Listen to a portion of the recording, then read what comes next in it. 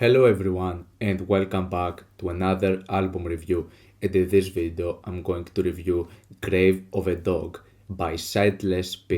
After the announcement of this release, it instantly became one of the most anticipated albums for 2020 for me. It was one of the most hyped releases, and this is mainly because it contains a really interesting trio. Definitely three of the most prolific and the most important names in the industrial extreme music nowadays. Those three names are Lee Bafford from The Body, Christine Hayter from Lingua Ignota, and also Dylan Walker from Full of Hell. What an amazing lineup. There was no way, in my opinion, for this album to be bad. I was definitely expecting this and I was definitely hyped for something really experimental and really out there. Now, all of those artists have worked in one way or another in projects, like Full of Hell have made two collaborative albums with The Body. One of the most recent works from The Body, I have fought against it but I can't any longer, features three tracks, if not more, with vocals from Christine Hayter, and they are amazing. And also the latest album from Full of Hell, Weeping Choir, contained a feature with Lingua Ignota. So all of those three artists have worked in one way or another, but now having them all in just one album, I was definitely looking for something quite focused and something quite unique for all three of them.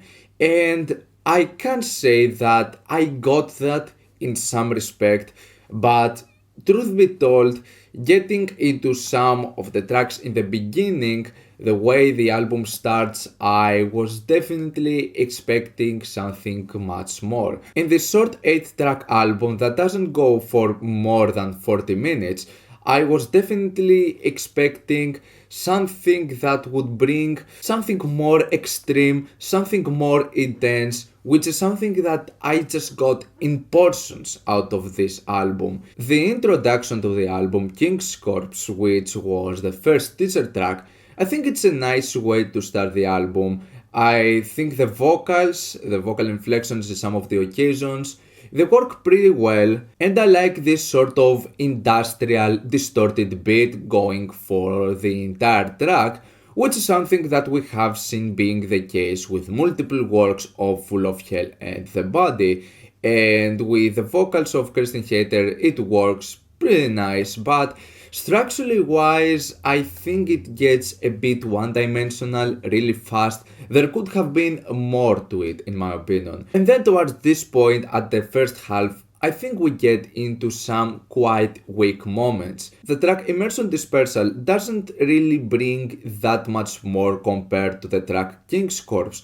It has certainly some very nice elements, but not something that we haven't heard before.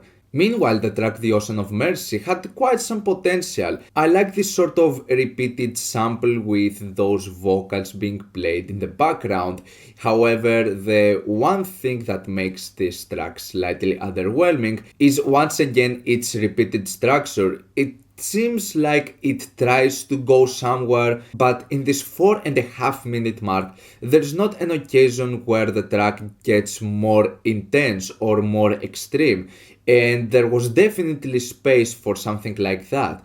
And so at the end of it, it just stays as a track that doesn't really bring that much, which is also the case, and it's an even more severe situation with the track Violent Rain, a 6 minute track that the whole feel with the ambience and the sounds actually feels really hollow, washed out reverbed passages, and pretty repetitive. Doesn't get more intense after this point, with the exception of some like portions here and there, but it still isn't enough. It is a quite underwhelming track in my opinion. Fortunately, the album picks up heavily on the second half, with some of the shorter tracks where it gets more straight to the point and offering some of the greater and most unique ideas, while also having this more extreme sound. Track on Marrow is an amazing track. I like how it starts with this really distorted beat and how this just slightly gets a bit softer, and then it focuses a lot on some really good piano melodies and some ridiculously distorted vocals. The track Miles of Chain is possibly the most intense and the heaviest moment out of this entire album. Love the extreme vocals and this whole industrial sense to it. It is a really heavy and gut-punching track. Meanwhile, the track Whom the Devil Longs So to Strangle is definitely the most out there and the most avant-garde project out of this entire album, and I would definitely love more moments like this in this album because I love how those samples are packaged together. I love this whole of music concrete style going on with the heavy experimentation of this track, and I like how it just doesn't stay on this specific thing. It gets more intense, it has a very solid structure to it. Finally, we have the track Love Is Dead, All Love Is Dead, which goes to the more repetitive side, but I like this as a final track. It goes for 9 minutes and it doesn't really feel that underwhelming for not having intense moments. I think as a final track, the thing that makes this track quite nice is how beautiful it is with its melodies and the vocals from Lingua Ignota. It makes for a solid finisher. As far as I like the album, there are definitely moments that I like. You quickly realize that there could have been more to it, as there are not that many memorable moments, and the more I get back into this album, the more I just feel like there could have been potential for more. Fortunately, the album picks strongly in its second half with some amazing moments that truly